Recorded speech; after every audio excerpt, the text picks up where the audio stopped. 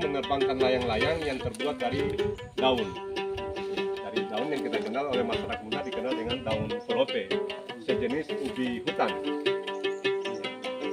Dan alhamdulillah setiap tahun juga pemerintah Kabupaten Muna melakukan festival layangan tradisional Kakati Kolope yang selalu mendapatkan apresiasi baik masyarakat Muna maupun masyarakat nasional maupun secara internasional. Itu yang bisa kami kembangkan sehingga pemerintah Kabupaten Muna saat ini menjadikan destinasi ini sebagai salah satu destinasi unggulan.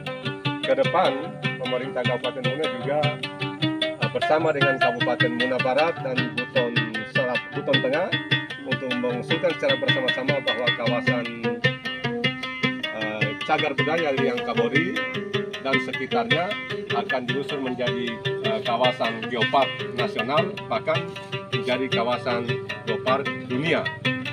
Mudah-mudahan mari kita dukung kawasan Liang Kabori ini untuk menjadi kawasan geopark nasional maupun kawasan geopark dunia. Geopark tadi disampaikan itu merupakan taman bumi, ya, taman bumi yang harus kita pelihara. Ya, jadi juga kita berharap masyarakat yang hadir ini, pemuda, tokoh-tokoh masyarakat, bagaimana kita memelihara situs ini sebagai warisan leluhur kita, ya, untuk menjadi warisan yang bisa dipelajari oleh generasi kita maupun generasi yang akan datang.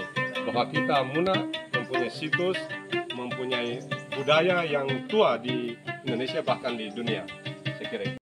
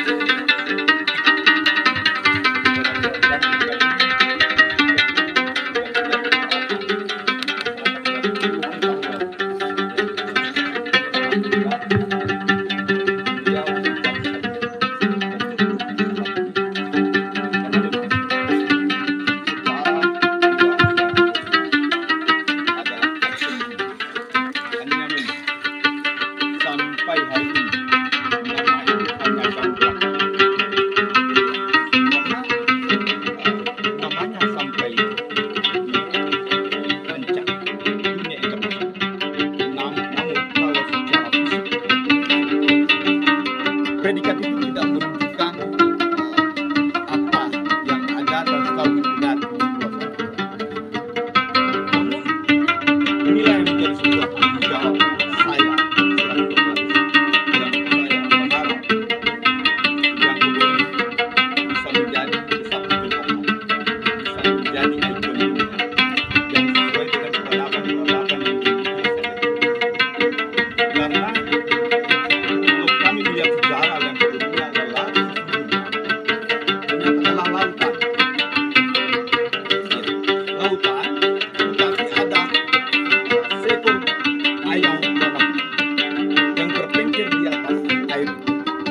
Lalu kemudian menginjakkan kakinya di atas air itu yang pada akhirnya air turun dan yang pada akhirnya kering. Itu dibuktikan dengan jejak kaki ayam sampai hari ini ada. Kemudian ada fosil perahu. Ya, itu juga ada. Namun ini belum cepat dibahas. Maka dikuatkan lagi dengan sejarah layang-layang kedua yang berdasarkan penelitian dunia, bahkan penelitian lokal.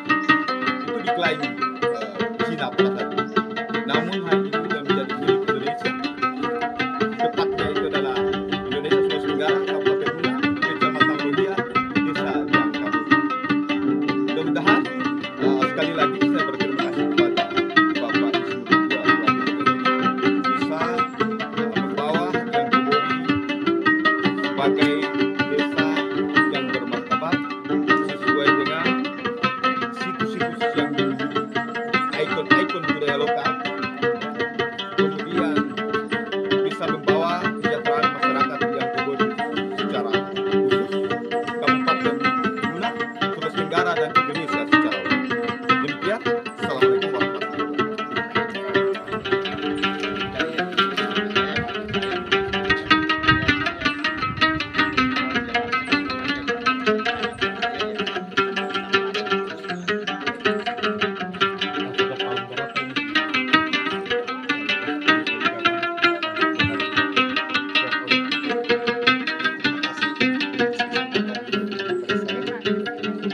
Saya adalah sebagai juru pelihara situs Gua Kabori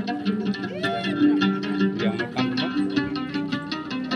Alhamdulillah pada kesempatan ini telah dilirik oleh pemerintah daerah, pemerintah tingkat 1 maupun tingkat pusat.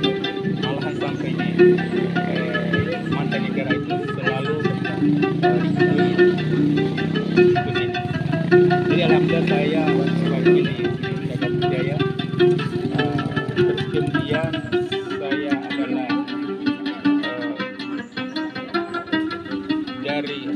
saya adalah di bawah naungan Bukit Sulawesi Selatan, yaitu Balai Pelestarian Jaga Budaya Sulawesi Selatan, yang wilayahnya itu mencapai Sulawesi Tenggara, Kabupaten ini gua dari tahun dimulai dilestarikan oleh pemerintah dari tahun 1996.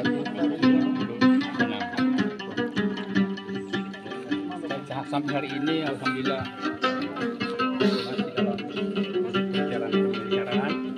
Sekalipun mungkin dilihat dari fasilitas yang ada mungkin kurang, tapi mudah-mudahan ke depan semakin meningkatkan.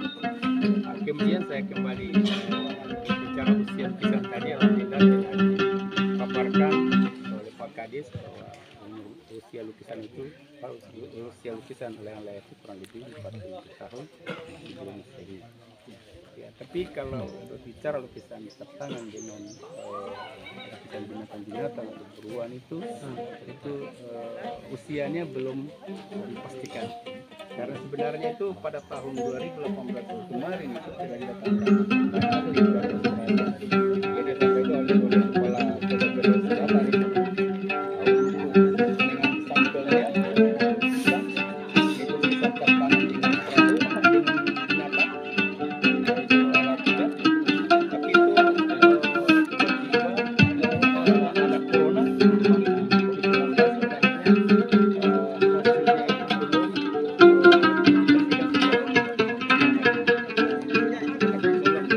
belum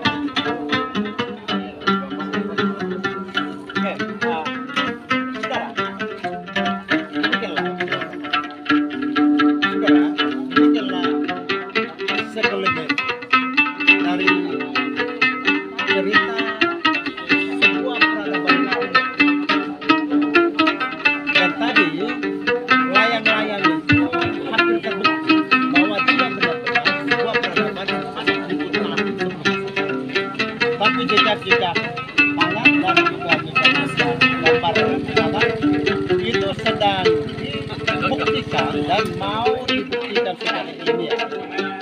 Dan kebetulan timnya dibentuk dari Cagar Budaya Sulawesi Selatan yang melibatkan seluruh ahli-ahli, termasuk ahli dari luar negeri dari Australia. Sementara dibentuk timnya untuk secara ilmiah ingin membuktikan bahwa benar Liang Kabur ini adalah sebuah situs peradaban 4.000 tahun sebelum Masehi sebagai satu situs tertua mungkin. Sedang proses penelitian kebetulan kena COVID, sehingga hasil penelitian itu lagi kita tunggu dan akan dibentuk timnya lagi untuk diteliti.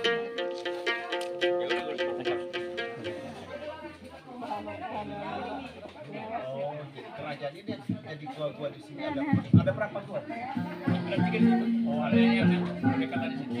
Dan Kabur ini dari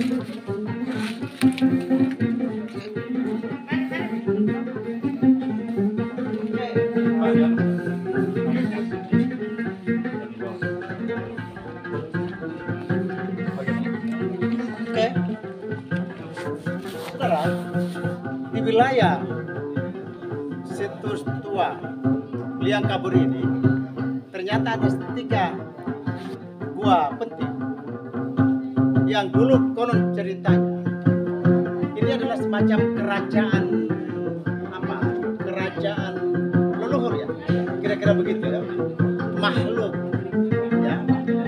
halus dalam keyakinan masyarakat, di mana 3 gua ini sebetulnya gua ini adalah gua namanya gua Metanum.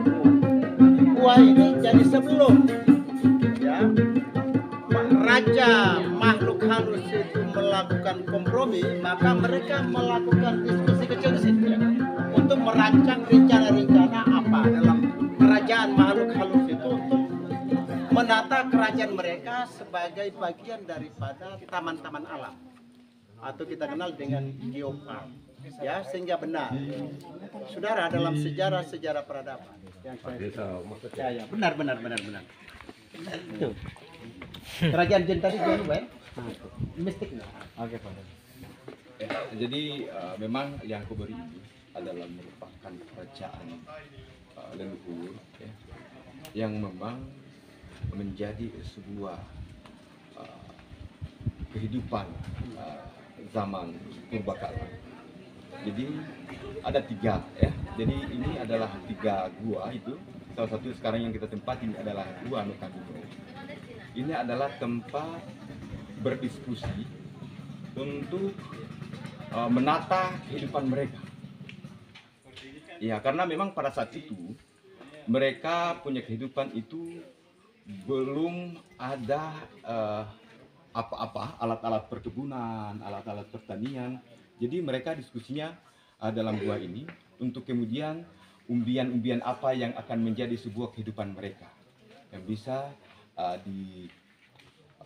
dihidangkan oleh keluarga mereka bersama sahabat mereka.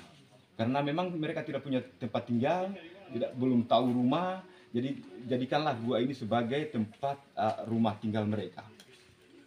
Kemudian setelah itu mereka berkunjung di setiap alam ini, kemudian hidup berpindah-pindah, kemudian ada di Gua Liang Kaburi, kemudian mereka di situ meninggalkan lukisan-lukisan tentang aktivitas mereka pada zaman itu. Ya, itu nanti sebentar juga kita bisa akan jalan dan melihat lukisan-lukisan itu adalah bentuk jejak kehidupan mereka yang kemudian mereka atau generasi-generasi selanjutnya seperti kami ini karena memang belum punya alat tulis, tidak punya itu, belum bisa membaca dan menulis. Jadi perjalanan kehidupan mereka itu mereka abadikan dengan tulisan atau lukisan-lukisan. Maka diabadikanlah gua itu sebagai Gua Liang Kabur, yaitu gua yang penuh lukisan. Ya. Dengan itu masyarakat zaman purbakala itu kemudian dalam peradaban-peradaban selanjutnya ada sudah mengenal kebun, ya, itu menggunakan batu-batuan sebagai alat kebun mereka atau tulang belulang. Maka mereka dengan berdiskusi sambil melihat tanaman dan umbi-umbian yang mereka kebuni, mereka tanam, mereka bermain layang-layang. Ya. Jadi mereka bermain layang-layang itu untuk membuktikan kondisi alam ini. Ya, seberapa jauh langit, tinggi langit itu. Untuk membuktikan mereka melalui segi manuru itu membuat layang-layang dari kolope itu. Ya. Untuk membuktikan itu, maka bikinlah layang-layang itu. Jadi sembari sebagai bentuk penelitian mereka untuk melihat tingginya langit itu, juga sebagai hiburan untuk menghilangkan kejenuhan dalam menunggu atau menjaga hasil tanaman mereka. Jadi setiap tahun itu setelah peradaban-peradaban sampai zaman saat ini, ya, kami itu masyarakat sebagai generasi penerus menerbangkan layang-layang di musim kemarau. Ya. Jadi kalau musim kemarau itu ada ubi, biasa dikenal dengan tunuha, ya, dihibur dengan gambus, kemudian layang-layang dan lain sebagainya. Itulah peradaban kehidupan mereka. Ya.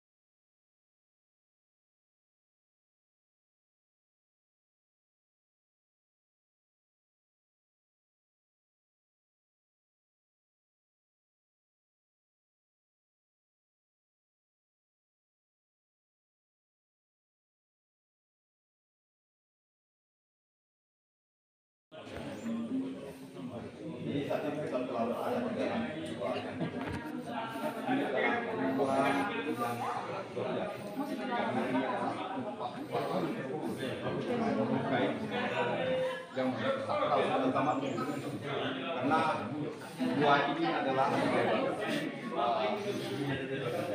punya ruang-ruang yang di dalamnya ini adalah ruang-ruang istana para zaman dahulu kala, yaitu para makhluk-makhluk gaib. Jadi ketika ada oknum-oknum atau sosok-sosok yang tidak dikenal masuk dalam gua ini, maka kamera atau lampu obor pada zamannya itu mati dengan seketika. Bahkan senter pun tidak bisa nyala. Kemudian namun tidak mengurangi semangat atau sakralan itu. Ini bahkan dijadikan tempat wisata dan tempat peristirahatan untuk merenung, melihat dan mengaktualisasikan apa yang dalam pemikiran-pemikiran masyarakat zaman dulu. Sampai hari ini masyarakat sekitar sini, bahkan masyarakat mancanegara, disinilah tempat berrekreasi, berkunjung untuk melihat sakral-sakralnya gua-gua ini. Bahkan ada oknum yang begitu niatnya kurang baik itu hilang dalam gua ini.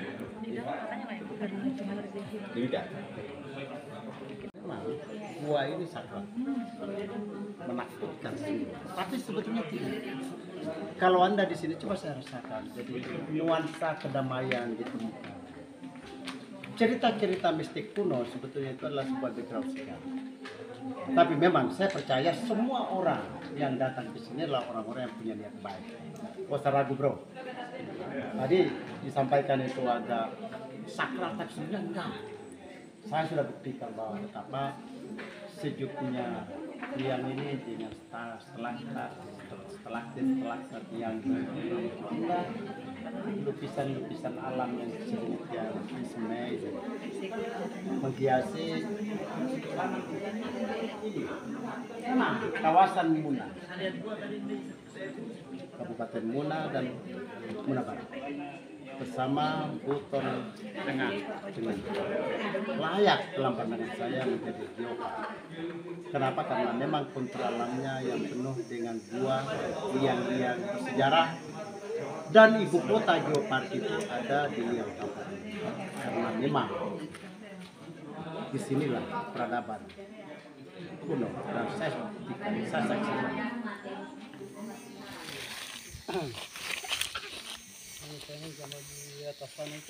Mari Pak. Ada di mana? Nano. Ini dibuat dari apa ini? Daun kelop ya? Bapak tahu sejarahnya? Oh iya. Tidak apa-apa, Bapak yang bicara asik. Bapak dulu yang buka Pak. Inilah yang kagati yang dari daun kalotik. Kalau begitu Bapak, dulu masih kecil saya main ini, ngomong itu aja. Saya dulu masih kecil main ini ya. Main layang-layang. Suka buat baru terbangkan. Apa namanya? Kagat. Kolope. Kagati kolope. Kagati kolope. Enggak ya, kagati kolope. GH Pak, kaghati. Kaghati. Kaghati kolope artinya Layang-layang dari daun kalotik. Ubi hutan. layang-layang. Kagati itu layang-layang. Kaghati. Dari daun kolope. Kolope itu ubi hutan. Oke. Pak kepala cagar agak merah Pak. Agak merah. Ya. Oke. 1, 2, oke Pak. Oke, saudara sekalian. Salah satu bukti nyata peradaban 4000 tahun sebelum Masehi ini namanya layang-layang, yang bahasa Munanya itu adalah kaghati. Ya. Dari daun ubi namanya kolope. Sehingga di sini disebut dengan layang-layang kaghati kolope. Ini salah seorang yang saksi hidup yang masih bermain. Intar dulu. Saat itu Bapak Bapak main aja ini layang-layang ini. Kapal lambat menanduk taman di pulau-pulau. Ya. Ya pakai bahasa Muna saja terapa Pak.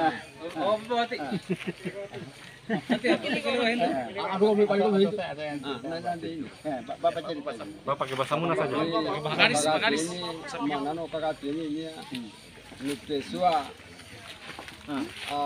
Nomai ko ne sigmaru no sampu ne sigipatani. Ni ne jaluna. umbe. Dadi hai sokalam bono na jalwa. Dadi rampon fikiri mai ko ne sigimanuru. Sigimanuru yang pano sekolah ko agama wadat. Jadi akhirnya segempatan ini rampon minum jalu sigi ne jalu. Kata hodana kai jadi anaknya inti naga gulu hanu ada saranu pertama no. Jadi kakati ini rampon segimanuru ini kalahano ni dahai dunia ini kalalisan dunia nak malahian ni kaguna pinarmato Jadi akhirnya segimana ruang nando gemu fikir orang rahmati. Nando gemu fikir orang rahmati ini sampai dia aku naik kacit dia naik pulau rame. Logon dohe orang ini baru so rame nu kagatin. Gerahan baru logon dohe ni kapal mana nasi mai. Anjing kerasa dumadihan. Jadi gara pasi ono heso kanjere no. Tapi ogulu pasi no kabur no he ogwe. Pasi no agora meno ona nasi moi. Nulino tesi Nukadagyamu pedai sampai dia wahino fe tetapi no ini dari ampah itu mo ini. Ada di numbalimo kalam do. Mie no negalo no. Dado segi empat tayo no segi go ne negalo no. Rampo negalo. Pertama ino han mano kagati biki di foforo kakumboka. Kakumboka di. Kakumboka na ando na aja kakumbokanya. Layang-layang dari Enau. Pokoknya ini mah dari konen mano dan kolote karena ini Tuhan harasiannya kata Tuhan mah insyaallah hari kabar hanap makasih Nama Sugi Manurung. bahasa Indonesia. Jadi sejarah layang-layang ini dimulai diterbangkan pada zaman Raja Sugi Manurung. Raja Sugi Manurung sebelumnya adalah Raja Sugi Patani. Beliau dinamakan Sugi Patani karena beliau punya keahlian di bidang pertanian. Sehingga dia digelar Sugi Patani. Dalam rangka untuk budaya primitif ya, mereka mungkin belum mengenal Tuhan, belum mengenal Tuhan, dan mereka dalam rangka untuk mencari mengenal Tuhan, ya mereka menemukan ide bahwa mungkin layang-layang ini yang bisa menyampaikan pesan mereka kepada yang yang memelihara yang punya alam ini seperti itu kepada Tuhan. Jadi layangan ini awalnya tadi sampaikan bahwa dari satu daun, layangan satu daun ya. Satu daun ini jadi kalau sini orang bilang daun katimboka, itu daun semacam salah satu daun yang tumbuh di pohon-pohon yang memang lembab, dia hanya lembab ya.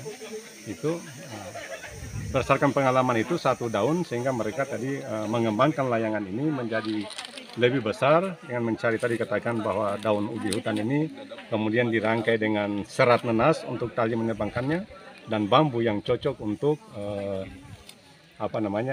menjadi rangka. Sedangkan untuk bunyinya ini adalah bisa dari rotan, bisa dari bambu. Jadi fungsi daripada ini yang ini namanya kamumu dalam bahasa Muna ini kalau naik ke diterbangkan ini dia bunyi. Jadi dua fungsinya, selain dia mempunyai irama tertentu sesuai dengan kecepatan angin, dia juga bisa menjadi pengusir daripada hama, misalnya monyet, babi dan sebagainya. Karena layangan ini bisa bertahan sampai sekian puluh hari di udara, Pak. Sekian puluh hari. Bahkan ritual masyarakat Muna, kalau layangan ini sudah 7 hari diterbangkan tidak turun-turun, maka masyarakat Muna itu memberikan bahasa Jawanya semacam sesajian gitu, berupa lapa-lapa dan telur, itu dinaikkan bersama layang-layang ini. Jadi dia akan naik ke layang-layang ini. Jadi setelah itu baru layangan ini diturunkan. Jadi intinya bahwa tadi disampaikan masalah belum ada sekolah, tapi keimanan dan ketakwaan itu menjadi dasar mereka.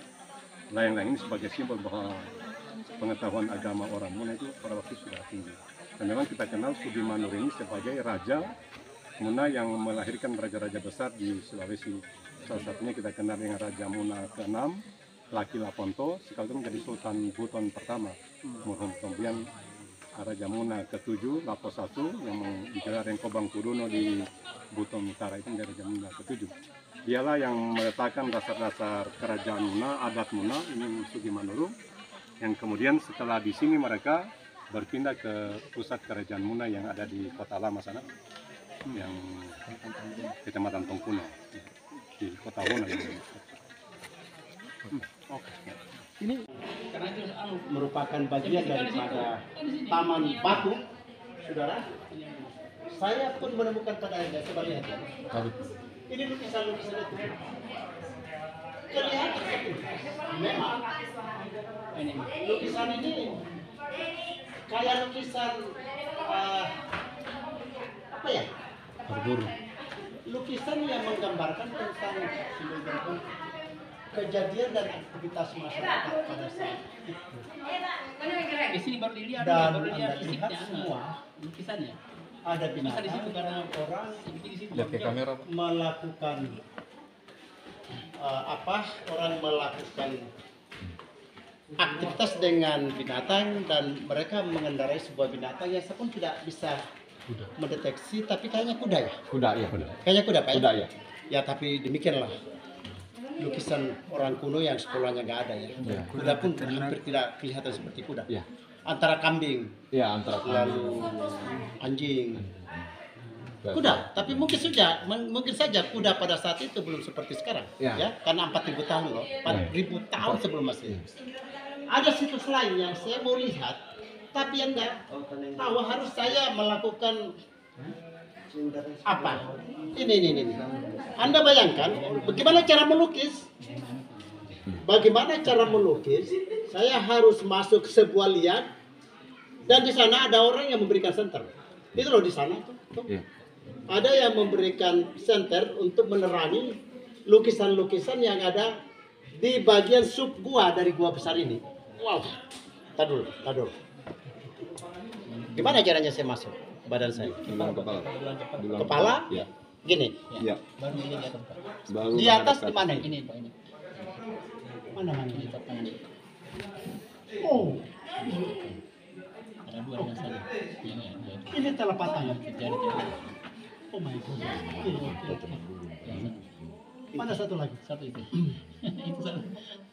Mana ini? Iya. Ini. Oh my god. Susah sekali jangkauan. Satu hal yang hampir tidak mungkin. Hanya keajaiban lukisan ini, saudara. Benar telapak tangan. Ini kalau oh my god. Oh. Nah, ini Bapak Insinyur Hugua lagi menikmati hidangan dari suku Muna, makanan khas suku Muna. Ini tepatnya berada di Balai Desa Liangkabori. Ini lagi bersama rombongan Dinas Pariwisata Kabupaten Muna.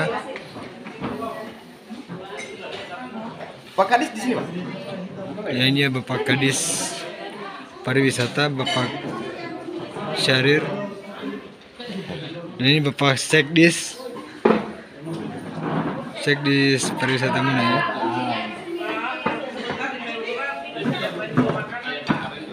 Nah, ini Bapak Insinyur Hugua lagi menikmati hidangan dari Liangkabori, makanan khas Kabupaten Muna.